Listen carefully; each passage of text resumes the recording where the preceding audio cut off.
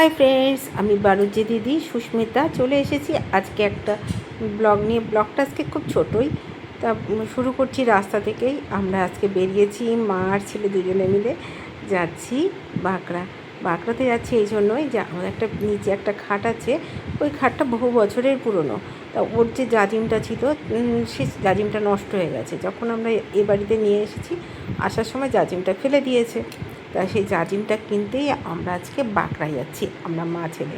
ব্যানার্জিবাবু আজকে যাওয়ার সময় বললেন যে তোমরা যাও, গিয়ে বাঁকড়া থেকে একটা জাজিম কিনে নিয়ে এসো। তা সেই জন্যই চলে আসলাম। এ দেখো বাঁকড়া মথনীনগর, সেখানে চলে এসেছি। এসে এখানে কল্পনা স্টোরে যাব। এখান থেকে আমি আগের বারের ম্যাট্রেসটা নিয়েছিলাম, হ্যাঁ সেটাই এবারও। এটা পড়বে এটা হচ্ছে 1800 টাকা। এটা হচ্ছে 4 ইঞ্চি। না, এটা কত? হ্যাঁ মানে আপনি যেটা হবে ওটা 4 ইঞ্চি হবে। 4 ইঞ্চি। এটা হবে 2800। আর আর যেটা নেব সেটা কত আছে? ওটা গরম থেকে আসবে। এটা সেন্টারটা এখানে নেই। লেপ হয়ে যাবে তো? আচ্ছা, লেপ ছাপা দিয়ে কী দাম পড়বে আর শালু দিয়ে কী দাম পড়বে? জাজিম আর লেপের অর্ডার দিয়ে আমরা চলে আসলাম। প্রথমে ঠিক করা হয়েছিল সেই পুরনো খাটটা, আমার শ্বশুরমশাই বলে গেছিলেন ওটা গুড়িয়াকে দিতে, কিন্তু গুড়িয়া বলছে না আমি কোনো খাট নেব না। যেহেতু নেবে না, তা জাজিম তো একটা কিনতেই হবে, সুতরাং কিনে নিই, এখানে এসে তো থাকতে পারবে। সেই জন্য জাজিমটাও কিনে নিলাম, যে ওরই থাকলো, এখানেও থাকলে ওর থাকবে, শ্বশুরবাড়ি পাঠালেও ওকেই দেবো। সেই জন্য জাজিমটা কিনে নিলাম। কিনে নিয়েছি। তা উনি বললেন যে কালকে ডেলিভারি করবে। আর একটা লেপের অর্ডার দিয়েছি। দিয়ে এইবার আমরা দুজনে ঠিক করলাম আমরা এখান থেকে হাঁটতে হাঁটতে বাড়ি যাবো। রাস্তাটা অনেকটাই দূর, কিন্তু তাহলে আমার বিকেলে হাঁটা হবে, ওই চিন্তা করে হাঁটতে হাঁটতে যাচ্ছি। আর দেখো ওই পাশ থেকে রাস্তার ওই ফুট থেকে দেখো প্লেনগুলো কীভাবে যাচ্ছে, তো দেখতে পাচ্ছ কি? তোমাদেরকে আমি বোঝাতে পারছি? কমেন্টে জানিও। তাই এখান থেকে আমরা হাঁটতে হাঁটতে এখন আমরা বাড়ি যাব।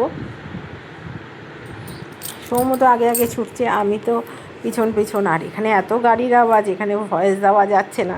গাড়ি, ওদিকে প্লেনগুলো যাচ্ছে, তার আওয়াজে ভয়েস বোঝা যাচ্ছে না। সেই জন্যই আমাকে ওভার ভয়েস দিতে হচ্ছে।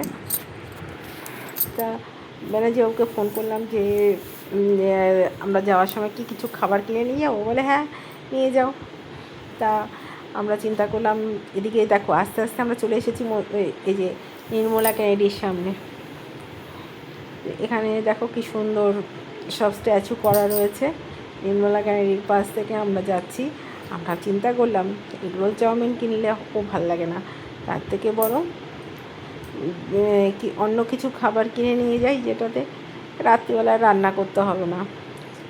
সেই চিন্তা করে আমরা চলে আসলাম। এ দেখো আর একটা তোমাদের জিনিস দেখাচ্ছি। এখানে দেখেছো কী সুন্দর গাছ পাখি সমস্ত করা আছে। এগুলো করা হয়েছে কেন জানো তো?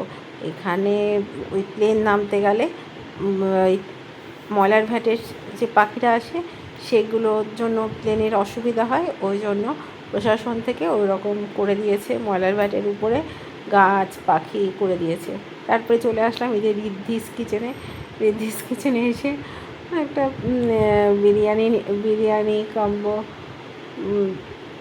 কম্বো বিরিয়ানি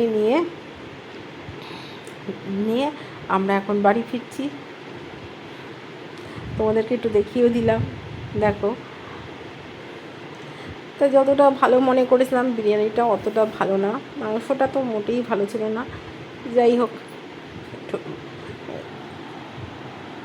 ঠকে শিখতে হয়, সেই জন্য কিনে নিয়ে চলে আসলাম। আর এদিকে দেখো ওই যে বিরিয়ানি ওরা দুই ভাই বোনে নিয়ে নিল, আর আমরা নিলাম ওই পোলাও আর চিকেন কষা। তা নিয়ে নিলাম। তা তোমাদের যদি আমার ভিডিও ভালো লাগে তাহলে লাইক কমেন্ট শেয়ার করে আমার সাথে যুক্ত হয়ে যাও। যারা এখনও ভিডিওটা দেখছো অথচ চ্যানেলটা সাবস্ক্রাইব করোনি, তারা সাবস্ক্রাইব করে আমার সাথে যুক্ত হয়ে যাও। তাহলে টাটা, বাই বাই, আবার দেখা হবে অন্য কোনো ব্লগে। তোমরা আমার পাশে থেকো, আমিও তোমাদের পাশে আছি। এ দেখাই শেষ দেখা নয়।